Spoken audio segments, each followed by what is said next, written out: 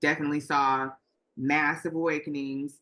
I saw a lot of political stuff, a lot of systems changing, wars, lots of stuff, which is what we're living in right now.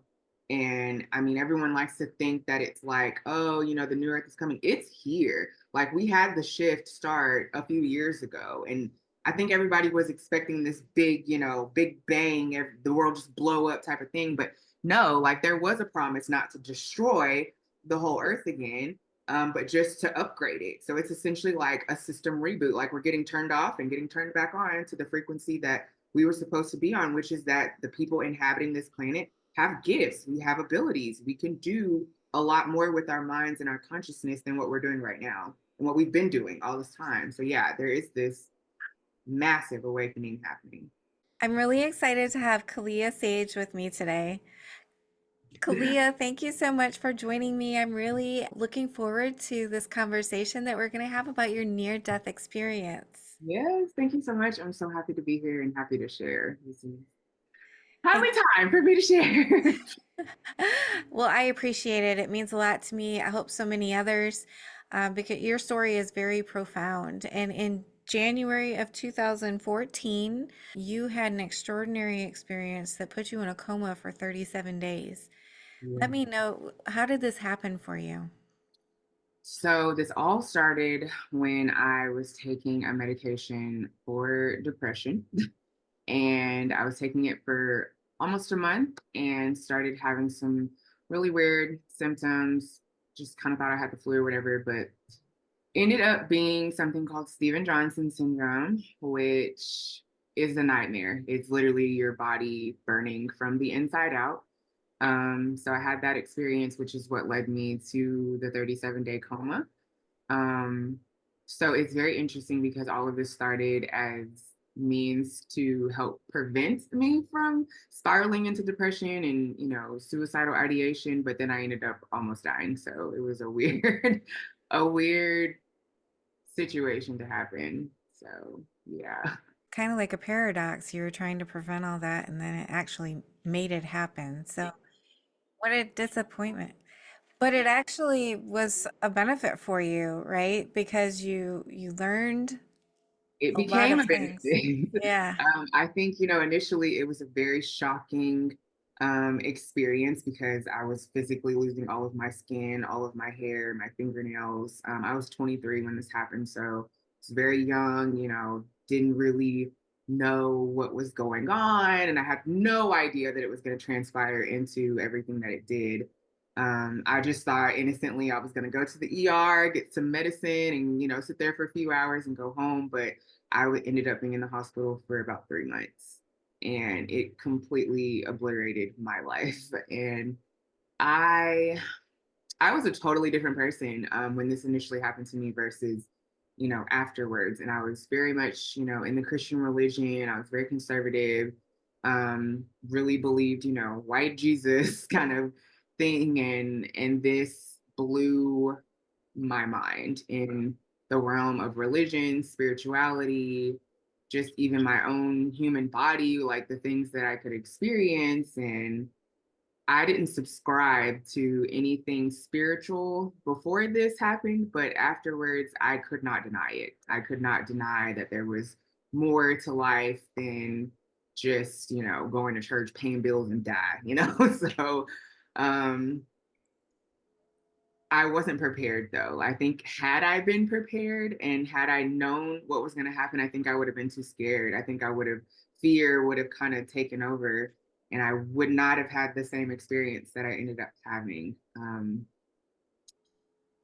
Because I think when anytime you go into a dissociative state, you separate from your body and your mind, and you're kind of just out here. And I think I had that ability prior to this experience because I had a lot of trauma, but somehow I truly believe that my calm energy, my body was calm during all this, and I think that's what helped the separation kind of happen a little bit easier because immediately upon being given the information of what it was, that it was Steven Johnson syndrome, and that, I was losing all of my skin, I was burning, like it was like, boom, my consciousness just shifted. And I went into this, spirit space where I was outside of my physical body. I was standing next to my body, looking at everything that was happening. I could see, my family in the hospital. I could see the doctors and nurses.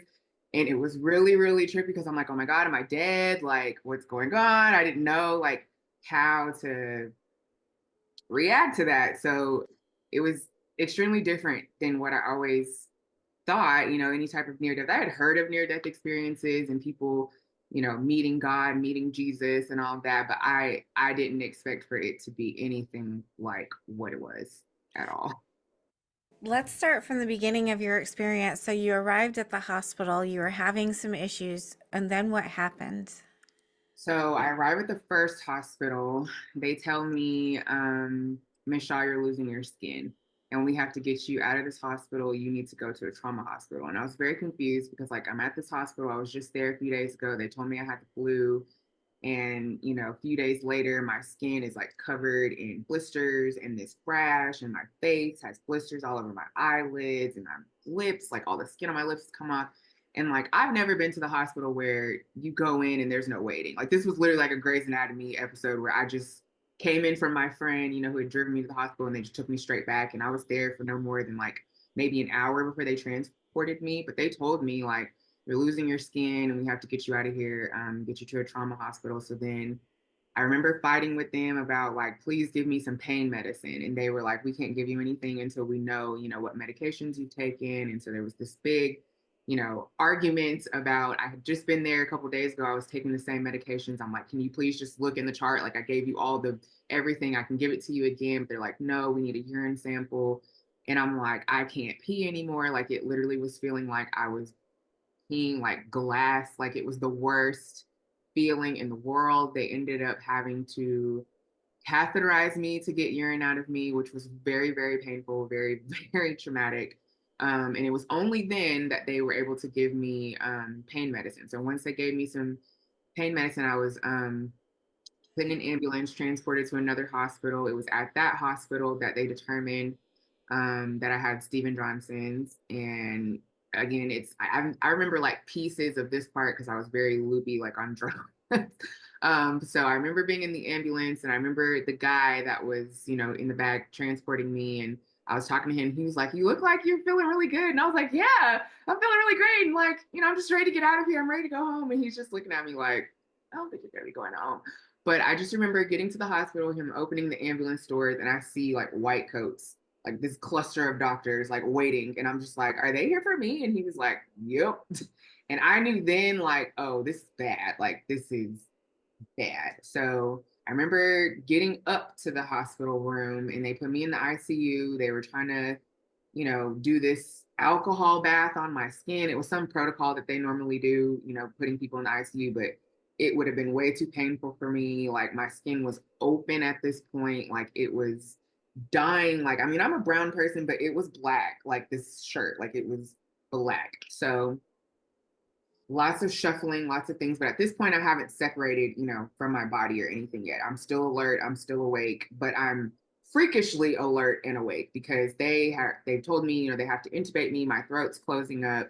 So they intubate me thinking that I'm going to be unconscious, but no, I was very awake. Like, I was literally moving around like with this tube down my throat. Like, it was very, very strange. And I just remember like this little black man, he little glasses came in, and he's like, "You have Stephen Johnson's." And I wrote on this whiteboard because they had given me a whiteboard to communicate because I had tube down my throat, I couldn't talk. And I wrote, "Who the F word is Stephen Johnson?" And my mom's like, "Oh yeah." And I'm just like, it's a valid question because at this point, like, he's responsible for this. I'm upset. I'm still being my jokey, making jokes and making light of everything. So even in the midst of everything. And then, like I said, the very next thing I remember is going into the coma. And I don't ever remember like getting I went to like multiple hospitals. So got transported from the second hospital to another hospital where I remained for 3 months. And I don't remember getting there, but I remember going to check on my body because after, the spirit part of it started and I was sort of having the outer body experience part, it was this back and forth. Like it was, I would check on my body, but then I was also able to be in this spirit realm. So how I was able to describe it is like I went back to the past. I was able to see things in the current reality of like people and friends that were in the area. I was able to be at the hospital, but then I was able to be like in the future and see future things that hadn't happened yet. Didn't know that they were in the future at the time, but I just knew like this is new and this is different. And like the whole time that I'm in this spirit body, there's this light body thing. I didn't know how to, I didn't call it a spirit guide at the time, but it felt very much like, hey, I'm here to help you. I'm here to guide you through this experience. And it was talking to me, but it wasn't using like full on words, but I was able to just communicate with it. And I was talking to it and it understood what I was saying, but it was more of a consciousness communication. But it looked kind of like a outline of a body, but it was just light. So it was with me the whole time. It felt very warm and encouraging and just loving, and was just sort of explaining to me like, hey, we got to go on this journey, and you got to get all this information. This is going to make sense to you, kind of thing. But I'm asking all these questions. I'm like, am I dead? What's going on? They're like, no, you're not dead. You're not dying. Like, you have to go back. And they were telling me that, before, but I was in this space. You can sort of just think yourself into whatever realm or existence or anything that you want to be. So I was a raindrop, I was an orange, I was, could tap into where my body was. I was able to go and be in the room where my friend was. I was able to go and visit my grandfather in the hospital. Like it was all these, I could just think it and boom, I was there. So I had a lot of questions, and I was wondering, a lot of what was going on with me had to do with trauma, a lot of trauma that I was dealing with that had to do with why I was depressed and all of that. So I had a lot of questions about that. And they were able to answer me, showing me different things. I had to go back to my childhood and see some really, really terrible things that happened to me. And I had to watch it happening to somebody that I loved. And I didn't understand this at the time, but years later, I was able to make sense of it, that like sometimes when we go through trauma, we lose ourselves. We completely lose the connection to ourselves, and we have to experience things through the other people. Other people are mirrors. And so in this instance, she was a mirror for me. They were literally forcing me to watch what had happened to me so that I could envelop the compassion and the understanding of it, not for myself, but for someone else, so that when I did know that that happened to me, I could have the same love and compassion that I had for her, for me. And again, they're not really explaining all of this at the time that I'm experiencing it. It was more like, I just need you to see this, and then we're going to go here, and then we're going to go here, and then we're going to go here. And I'm still, like, why? I'm asking so many human questions, but there was just so much inherent understanding. And it's really hard to like describe communicating, not talking with feelings, with words, colors. Like it doesn't make any sense, but it made perfect sense. And like I said, there was this weird understanding of, okay, we all have these spiritual gifts that we can all access. That's something that they told me. I was able to see how my trauma impacted the person that I became, and how that was supposed to be like a part of my journey, a part of this contract that I signed up for. And I didn't believe in soul contracts or anything, but they just kept saying, you agreed to this, and this is, we agreed to help you get through this, and this is what we're doing. So it was like this weird, like, this is something you chose. And I'm like, why did you choose this? Like, that doesn't make any sense. And I was just so human in that experience. And they just kept telling me, like, this is a part of the journey. This is a part you're going to understand at some point. You're going to understand. You're going to understand. Just be in the experience, which was hard because I wanted to ask so many questions about what everything was and what I was seeing. And I mean, I was seeing everything. I was seeing angels that don't look like the angels that we think they look like. I was seeing ancestors that had passed, but I didn't recognize any of them. They were people that had, passed like long before me. I was able to see, guides, different beings, like, but it was more from a distance. I didn't get to really interact with them as much because what they wanted me to see was just, this stuff exists and you need to know that this is real. that all these things are real, like psychic abilities, mediumship, telepathy, all these spiritual gifts and things are real and they come from, these experiences that we have. And this is why you find a lot of people that are spiritual and have these gifts have experienced really, really difficult trauma. And they needed me to understand that all of these things came from these experiences, these human experiences that I had. And that's where it was like, okay, we're these spirits living in human bodies having a human experience. And it was like showing me all the different things that I've done, in different lives. I never got to stay anywhere too long. It was more of just like this glimpse of, hey, you need to know that this exists. Hey, you need to know that you did this. You need to see this part. So it was a lot. It was so much. Like even trying to talk about it, I get overwhelmed because it was just so many parts and so many pieces. So, yeah. It is a lot to take in. And so when you were there, you said you were asking questions, but did you feel like, hey, this is kind of weird that I'm communicating with a light body? Oh, I did. I absolutely thought it was weird. And I was asking it, a lot like, what are you? And like, but then at the same time, it was like every time I would ask one of these questions, I had the answer as they were answering me. And it was like a weird, like, I compare it to what I now understand as claircognizance. Like, it's just an instantaneous knowing, even while communicating. But again, I was communicating with my human energy to this spiritual being. So I was still acting human even though there was all these spiritual abilities there. But yeah, I was asking a lot of questions.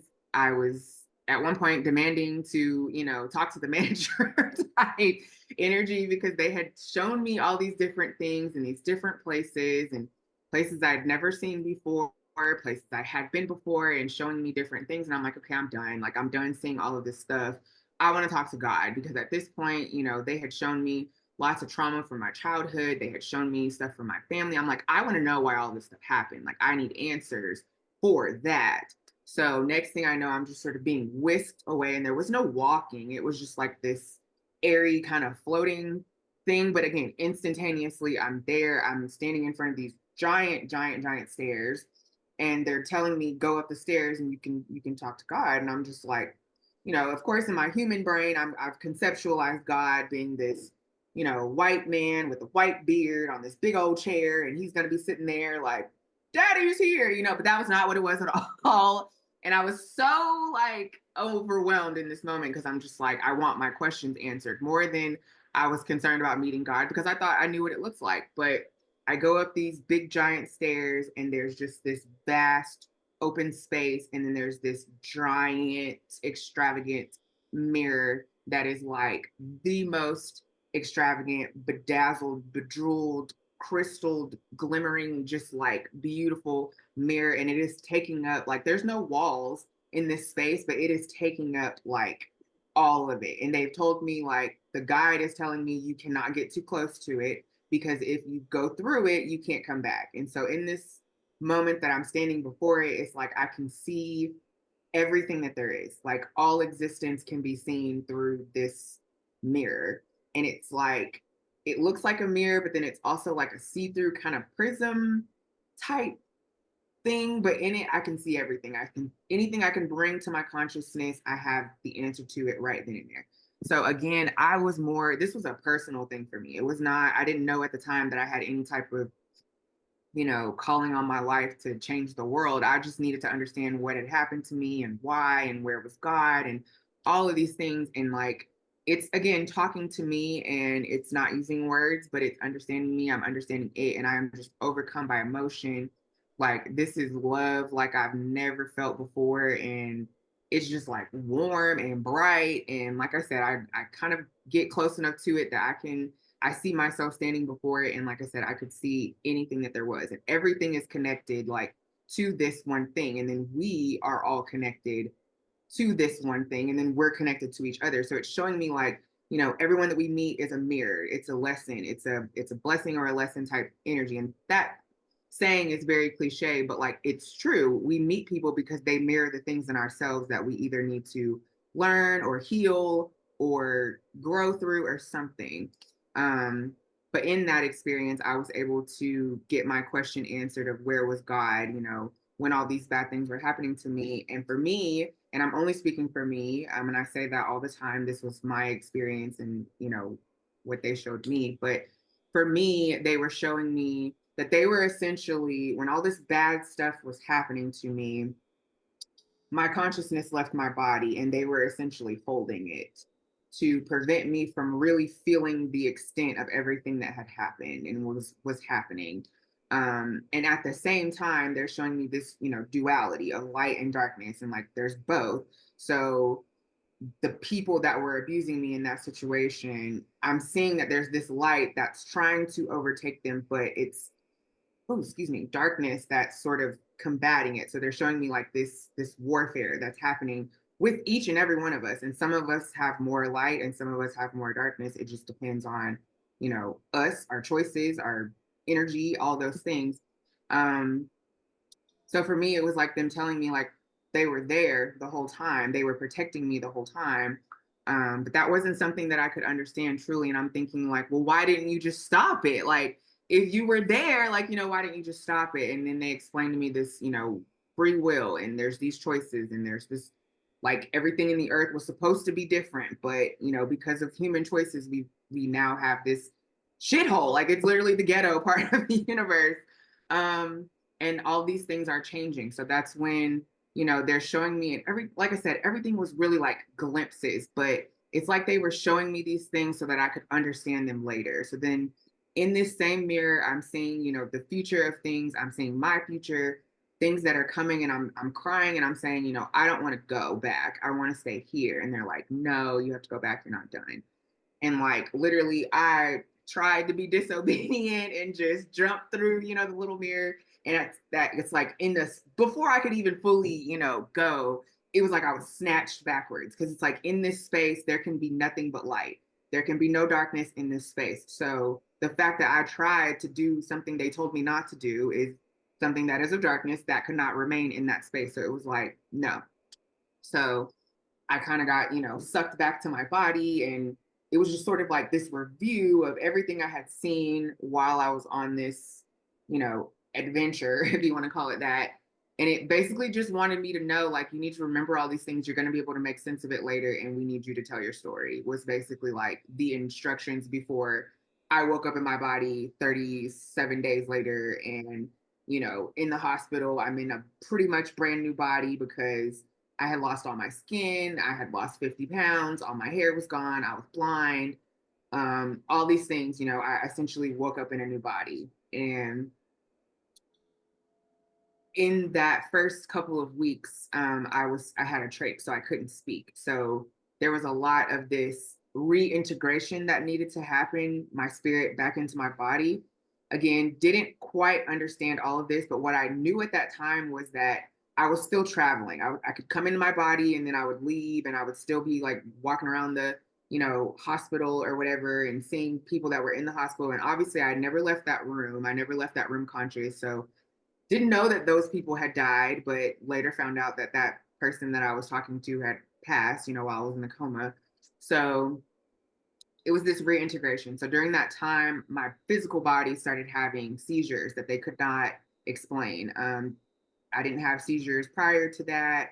I didn't have any obvious reasons. They first determined that maybe it was they had taken me off the medication too quickly, so they put me back under. I was still having seizures, all this stuff was still going on.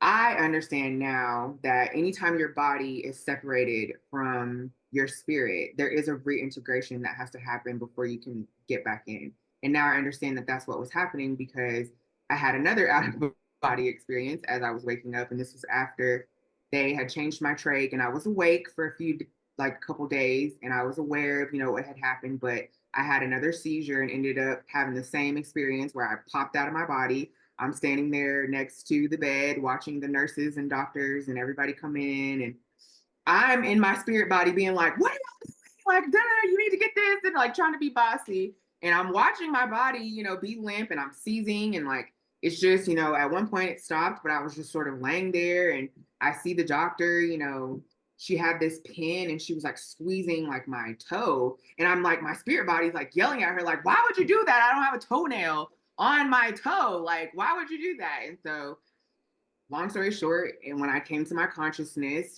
spirit jumped back in my body. I'm now conscious. I looked the doctor dead in her face and I'm like, why did you do that? And she's like, do what? And I'm like, you literally took that pen, and I'm literally give them a verbatim, point by point of what had just happened while my physical body was unconscious. And they're looking at me like they know I was unconscious. They were all here to witness this. Yet here I am now conscious, telling them everything that they did. You were the one that pushed the Ativan. You were the one that did the suction to get the applesauce out of my mouth, and you smashed smashed my toe with that pen. Like, and they're just looking at me because I'm so right. I was very much correct about everything that I said, but she literally said, "There's no way you could know that." I'm like, "Well, I'm telling you, so obviously I know." So again, just astonishing things, medical phenomena, things that were happening that doctors could not explain. But I didn't have any more seizures after that. That was the last one I had. So I think that was when my body fully integrated with my spirit again. And I didn't have any more out of body experiences until years later when I had a surgery. So Do you think this happened because you were struggling with depression and kind of give you like a reboot, a spiritual reboot? I do think that this was a spiritual awakening, and I do think that I had to awaken to the truth of everything, of who I am, what we are, what we all possess. And what was very clear was that I'm not the only person who can do this. Like, you don't have to have a near death experience to have these type of abilities, but those types of experiences accelerate you, to having those types of abilities. So it was really this. I think I went through this because number one, I was strong enough to survive it, to be able to live to tell the story. Because a lot of people that have, Stephen Johnson's tens to the degree that I did, they don't make it, they don't live. And my doctors were very clear that I was a whole miracle. I mean, I lost 90% of my skin, upwards of 90% of my skin, and that alone could have, ended my life. And they were telling me it's a miracle that I didn't need any skin grafts. I regrew all of my own skin in 5 weeks, which is very unheard of. So there was something in my body that was different after that. And I believe that it was only because of that spiritual experience that I was able to receive the, light codes type thing to be able to do the work that I do now. And without that, could I have obtained it elsewhere? Yes, but it wouldn't have been the way that it is now. And more than that, I just feel like, I survived this experience to be able to tell people what's on the other side, kind of thing. And a lot of people, near death experiences, they're becoming more, I don't want to use the word popular, but common. But 10 years ago, that I couldn't really find anyone that had that, because of Stephen Johnson's or anything like that. So, I think that it's important to point out, like you said, that there's more and more near death experiences happening and we're learning about them more frequently. Do you think there's something happening? There's a awakening oh in yeah. place? Oh yeah. And I've talked about this before and I will talk about it again, that one of the things that I saw was the new earth, like what our world is shifting into. And again, I didn't have the understanding that I have now. So when it happened, they just showed it to me. And it was this, like, everything's gonna go to shit first, but then afterwards, it's what it was supposed to be. It's the earth that we were all meant to live on in the first place. And this is why I believe there's this upward trend of near death experiences, neurodivergent people. A lot of people are realizing that there's this connection to our mental and our spiritual, like, it's here. And I think there is this mass awakening that's happening. And that's what they showed me 10 years ago, that there would be this destructive part that a lot of, but it's really not even everybody. Like, the people that were already attuned to that frequency were fine, but it was the people that refused, that wanted the earth to be like it was before, they wouldn't be able to exist in the new space, because they showed me everything was getting upgraded, everything was getting changed. It would be hard first, but it really wouldn't be hard for those of us that were already aligned with the frequency of where we were going. It was just going to be hard for those that didn't want to accept that that's where we were going. So definitely saw massive awakenings. I saw a lot of political stuff, a lot of systems changing, wars, lots of stuff, which is what we're living in right now. And I mean, everyone likes to think that it's like, oh, the new earth is coming. It's here. Like we had the shift start a few years ago. And I think everybody was expecting this big, big bang, the world just blow up type of thing. But no, like there was a promise not to destroy the whole earth again, but just to upgrade it. So it's essentially like a system reboot. Like we're getting turned off and getting turned back on to the frequency that we were supposed to be on, which is that the people inhabiting this planet have gifts, we have abilities, we can do a lot more with our minds and our consciousness than what we're doing right now and what we've been doing all this time. So yeah, there is this massive awakening happening. Are we in the midst of it, or are we nearing the end? When are we going to see the fruits of this frequency shift? I honestly, I think we're seeing the fruits of it now, but I think when everyone is going to see it, we still have some time. The thing that's very important to understand about the spiritual realm and anything dealing with spiritual, time does not exist over there. Like it's not real. Time is a human construct. So of course there was this me wanting to know dates and times and all of these very, hard construct things, but that's not how they give me the information. It's more of I can just see that it's coming, it's near, where the big part of it will be revealed. But a lot of it has already been revealed. A lot of it has already started. A lot of people have already woken up. And every time someone else wakes up, that raises the frequency of our planet. And so now there's more people awakening than there are people choosing to stay asleep. So we're in the shift. It's happening. It's already going, but it definitely is going to happen more. And I do think there's going to be um, more difficulty before it gets better.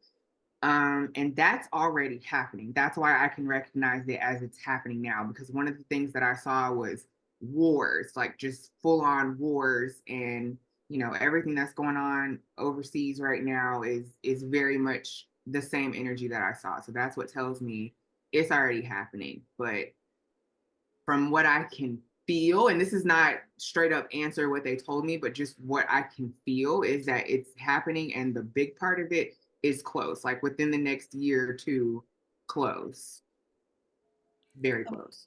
Were you shown what life on Earth looks like or is going to be like? Like it's very much a community, like there's love and there's not this obsession over money. There's truly like a sense of community and unity. And like one of the things that they showed me was like Pangea. And like I remember that from like, high school, learning about that in geography, but they showed me that because we were meant to be like unified, oneness, like everybody being able to live in their differences but still be one. And that's really what we're going to move back to. Like there's not going to be all this segregation, yet everybody's allowed to be different and it's just safe. Like everyone's allowed to just exist. And there's not this hustle and bustle of capitalism, and like all of that is going away. And that's why there's this huge need for us to connect as people, because community and unity are like huge aspects of what's coming and how we're shifting and how, our current society is every man for themselves, but we're moving into the back to communities, back to, bartering, back to everyone working together to help the collective, not just every man for themselves. And you talk about these gifts that everybody has. Mm-hmm. What gifts are they and how can we realize them? Ooh, what gifts are they? So a lot. I mean, psychic abilities, mediumship abilities, clairsenses, meaning, clairvoyance, claircognizance, clairsentience, all these things are real and everybody can tap into them. The key is healing, and specifically inner child healing, because when we come into the world as babies, we are very much still connected to the spirit realm. This is why you might see children have a lot of spiritual experiences, and we have to get back to that childlike space where our brains used to just be open and imaginative to truly possess and harness the gifts that we were all born with. And I mean, we lose them, as we grow up and we get conditioned by society, we lose them. So it's really a matter of doing the work to do all of that unconditioning and doing the work to heal our traumas, because fear, anxiety, depression, low vibrational energy blocks your gifts like completely. So this is why, while I was born spiritually gifted, I didn't know that that's what was happening, and I couldn't tap into it like I can now that I've healed some of that. And now that I have language, because part of it is understanding the experience that we are spirits having a human experience. So healing our traumas, getting back to that imaginative space of play, of being an open-hearted person who's of love. That's how we get back to tapping in to those gifts. And once you tap in, like there's really not a way to like undo it. So once you, upgrade your energy, raise your vibration, get out of the energy of fear and hate and any low vibrational energy, then you can access it almost instantly. Is that part of the work that you are doing now, helping people realize their gifts? Yes, and helping people realize, one of the things that they gave me was the ability to help people heal. Um, so that's part of one of the things that my mission is to tell people we can heal ourselves. We actually can heal ourselves. That's what our bodies were designed to do prior to all of the destructive things that we've done with our bodies. And we need to get back to that. And that's where we're going.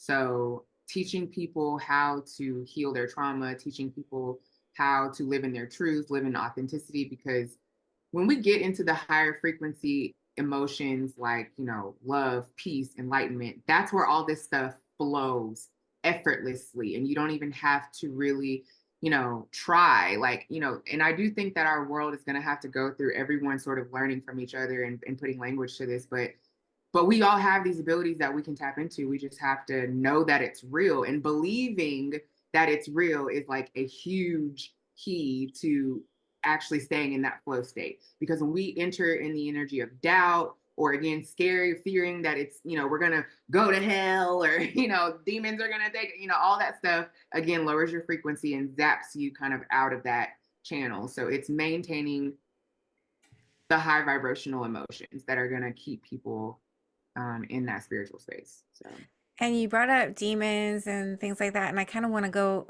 and talk about religion a little bit. okay. Were you given a sense of there's a correct religion? No, there's not one right religion. Essentially, all the religions stem from the same thing, and we are meant to just find what resonates with us. But it was very clear that Christianity is not the end all be all, only right religion. There's truth. Religions are kind of like languages. We're all saying the same thing, we're just saying it differently. And to your question about our demons coming to get us, demons are real. We're gonna be real. They're real.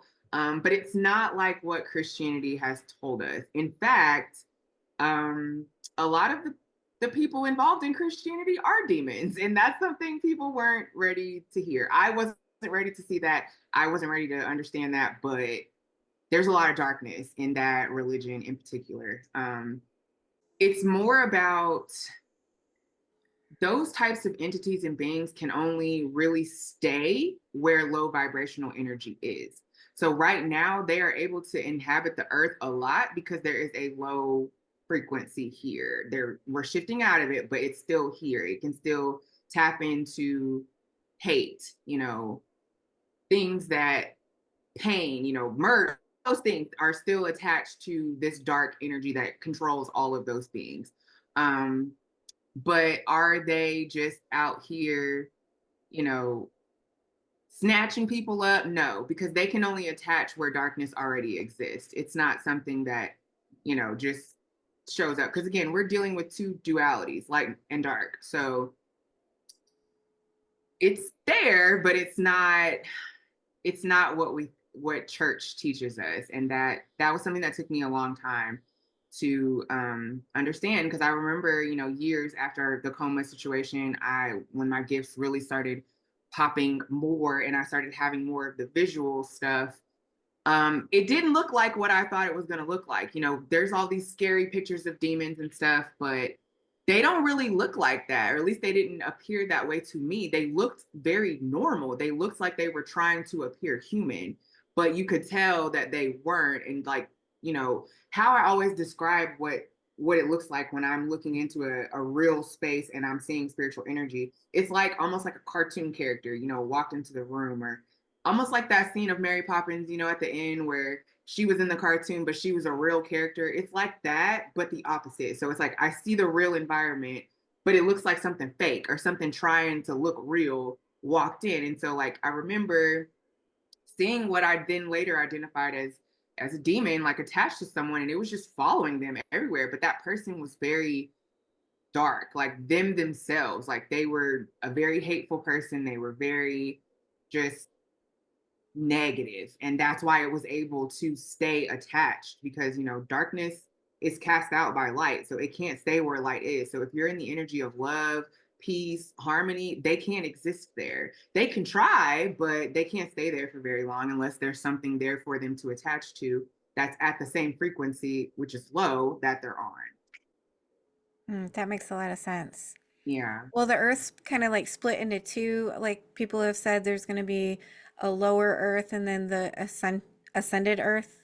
Yes, I do feel that, and I didn't see it as much as like the physical earth, like we're splitting in half and we're going one way, but it was more of a like, you know, there's the talk of there's another universe that exists just like ours. It's just, you know, on a different plane or whatever. And it's more like that. So everything that is low vibrational that cannot exist in this 5D shift that we're in and ultimately moving into will just get shifted, and it will go to like, you know, kind of like an archive type energy. It's there, and we'll be able to access it because it's a part of the past, and the past, present, and future are all connected. So it'll just be shifted out. And it's almost like, you know, that whole Mandela effect thing, how we all wake up one day and it's like, oh, I didn't realize that was, it's like that. It's like the shift is going to happen so subtly, yet so abruptly, that we're all going to notice that things are different, but it's more going to be in like an energy. It's just like we all feel clear, we all feel better, but none of that low vibrational stuff will be in that space. And that's why it will feel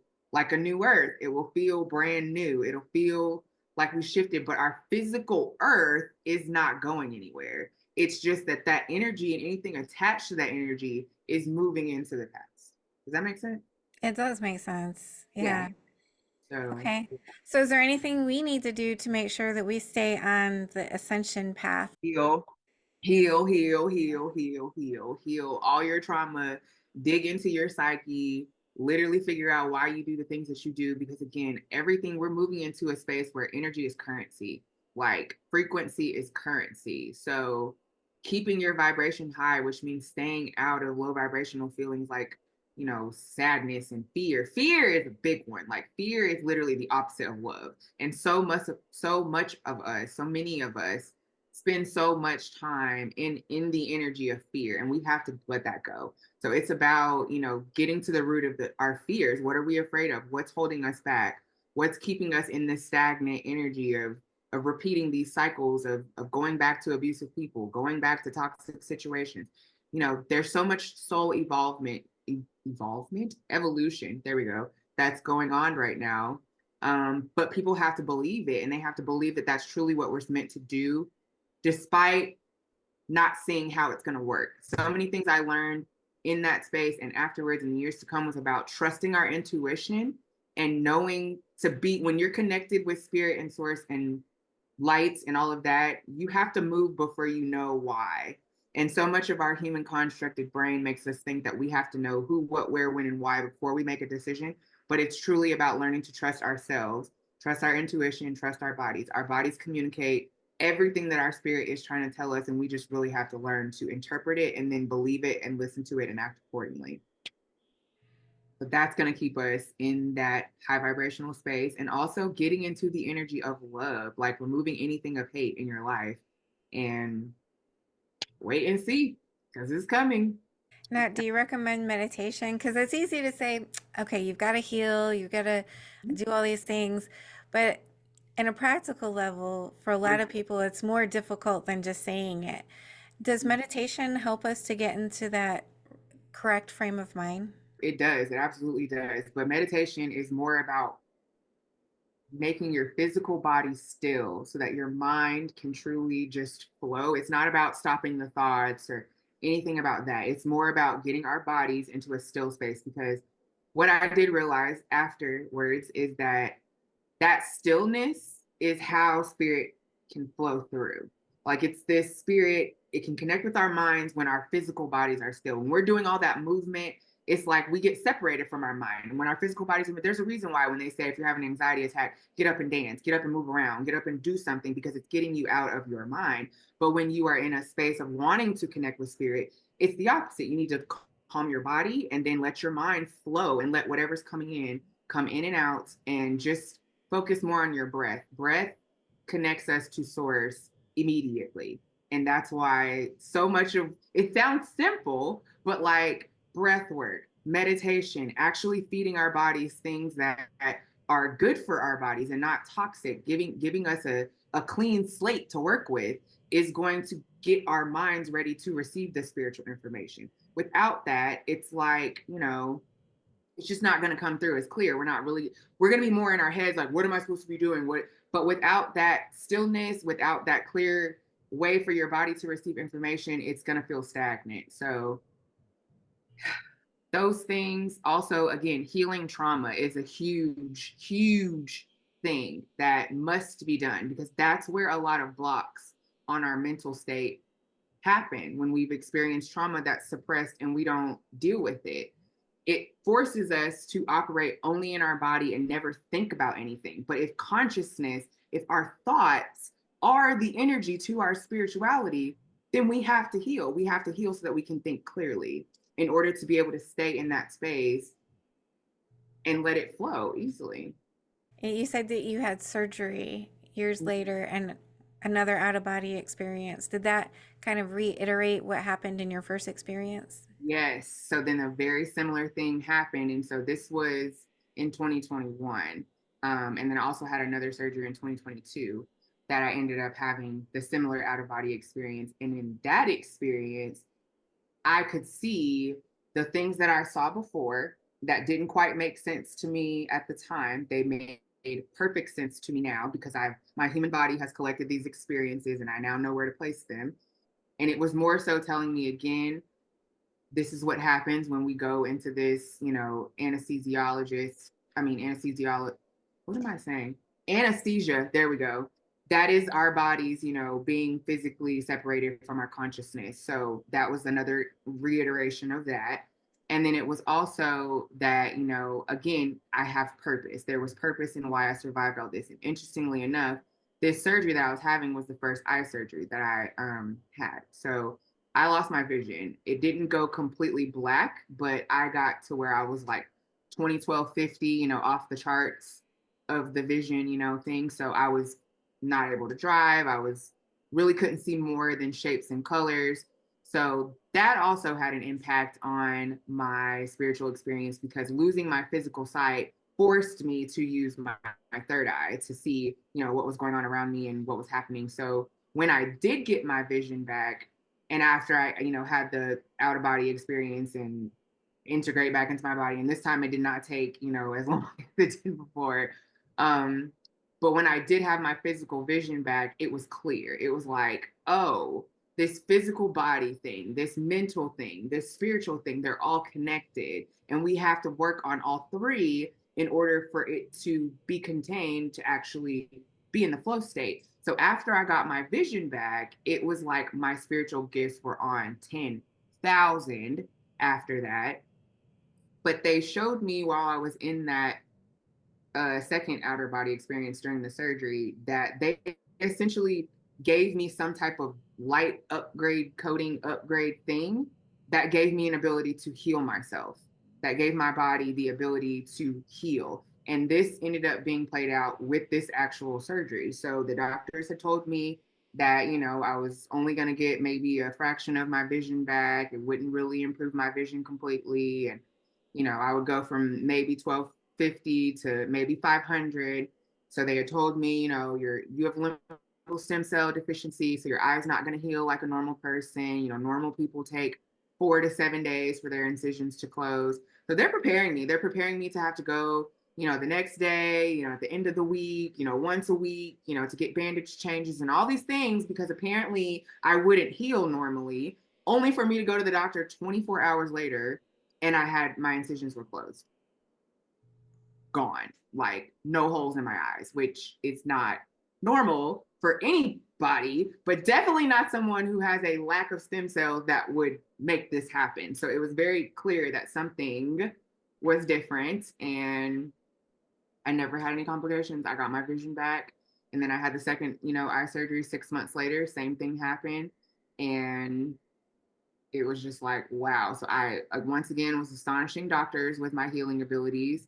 Since then, my skin heals at a rate that's very, very fast. Everything in my body heals. Like I don't need to take medication like that, anything daily anymore. I still use medicine sometimes, but medicine, it's clear that medicine is not meant to be relied upon for chronic stuff. Yes, we have medicine because we need it in acute situations, cancer, stuff like that. But even that, there's ways to heal our bodies naturally without putting poison in our bodies. And if we were to all go through the integrative process of truly healing our body, truly healing our mind, everything else would fall in line after that. So I did notice a huge decline in mental illness after this experience. Um, just everything started getting better. And then, like I said, having the ability, something in my body that just heals itself, that defies medical knowledge. Like, I mean, I've literally had doctors tell me, like, we don't know why you're not blind. We don't know why you're not dead. Like, we don't know because this is unlike anything we've ever seen. So, yeah, I definitely have a calling on my life. And I know that I'm here to help people heal, and I'm here to help people know that they can heal themselves more than it is about me or glorifying my experience. It's about, I don't know what that was, flashy light, but more than that, it's not about, me trying to say, oh, I'm amazing. I've met God and all that. No, it was more about we can all have this type of experience without almost dying. We can all get reconnected to source and open up to truth without the near death experience. And so that's what I'm here to tell everyone. I think it's interesting that flash of light came when you were talking about your calling and what you're Yes, I know. It was like, bam, we here. Yeah, that was crazy. Yeah. And now I want to talk about these light codes. What are light codes that were programmed into you? So I, again, this is me trying to use my human brain to describe something. So I'm not saying that I'm 100% right, but it's like our bodies have, again, connection to source, to spirit. And through that spirit, we can have downloads of different information, whether it's information about the past, information about the present, information about the future, but it can also be codes for our body. There's different things that we can receive, like it's so hard to describe, but it's just almost like, do you know what Grabavoy codes are? I don't think so, no. Okay, that's a bad example. But it's not quite like actual codes. It's more just like light, and we receive it, and with that, we either have an upgrade of a mental thing, or we have an upgrade in our body, or we have a spiritual gift. It's one of those three that we download. But it's something that comes to us, and it's usually something very quick that it enters you, and it's like a upgrade, almost how we have to upgrade our phones to a new software upgrade. It's kind of like that. And it's the same, but there's subtle things that are different. So but they're about everything. It's about knowledge, it's about healing, it's about connection. I mean, there's different codes for different things, just life, humanness. So we receive those by healing, by being in light energy, which is high vibrational anything, whether it's music, love, people, we make those connections. And this is why, like, if you've ever been with someone that you really like vibe well with, and all of a sudden it's like you're in this flow state and you don't realize that hours have passed and all that, you're in some kind of light situation when that happens, because again, time doesn't exist when you're in the spiritual realm. So you can notice that you're in this space when you lose track of time, you feel like it's the next day and it's still the same day. Like, that's an indicator that you been in this high vibrational space. But in terms of how do we get the codes, I don't really know. To be honest with you, I don't really know. They've just been received, kind of thing. I know there's ways that we can study, but honestly, I haven't looked into that part.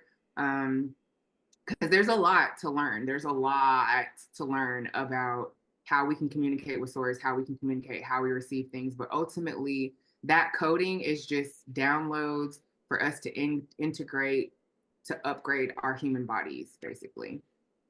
Maybe it's kind of like what you've been talking about maybe the whole time is, healing your trauma, believing in yourself, Yeah. and maybe when you combine these things, you're Yes. gifted with these upgrades. Yes. And that's why, oh, I just saw like a blobby person standing right there. Yes. And that's why I say my work, what I'm here to tell people is that you have to do the healing on body, mind, and spirit level for it to all work together. And that's what I think my ordeal was ultimately about. It was stripping my body of everything, all programming that it was before, and starting brand new. And granted, no, people don't have to do that to, get, upgraded, but that's what it was for me. And that's, I had to heal my physical body. I had to heal my mind through all of this trauma and heal the trauma that was suppressed.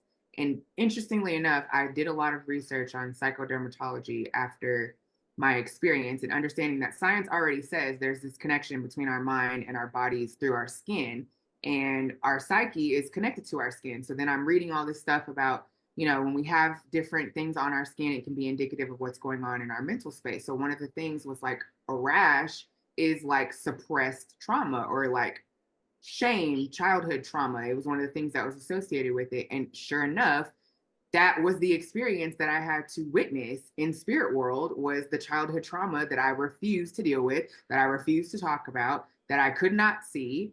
And interestingly enough, during that time was when my skin was erupting from this rash that came out of nowhere. And then from that, I had the spiritual experience that then I then took back to my body, healed my mind, didn't have suicidal ideations anymore, healed my trauma, made my body safe. Now I have these healing abilities in my body. I don't suffer from depression anymore. And now I'm living in this spiritual space. So, boom, all of it got reconnected, but it took a while. And that's what our world has convinced us of: instant gratification. But this work is slow and it's meaningful. It's not a quick fix. I will never, ever, ever tell someone that healing is a quick fix. Oh, go take this potion and you'll feel better and all your problems are going to. No, it takes work. It takes the consistency of staying in those vibrations. And once we do that, it will become inherent for us. It will become natural and we'll just exist in it. But it is healing body, mind, spirit. And then we're good. Would it be okay if my audience reached out to you if they have questions for you about this Of healing or course. your experience? Yeah. I can send you a link. I have a link tree that has where people can. I do readings, so if anyone wants to book with me, they can, or if they just have questions, I have everything set up, and I'm really really lit on TikTok. So the Khaliah Sage on all handles. But yeah, they can reach out to me, and I would be so happy to connect. And if you had one message you'd like to leave with the audience today, what would that be? We can heal ourselves. It is through intentional healing and being authentic that we can heal ourselves on every level. Through anything, we can heal ourselves.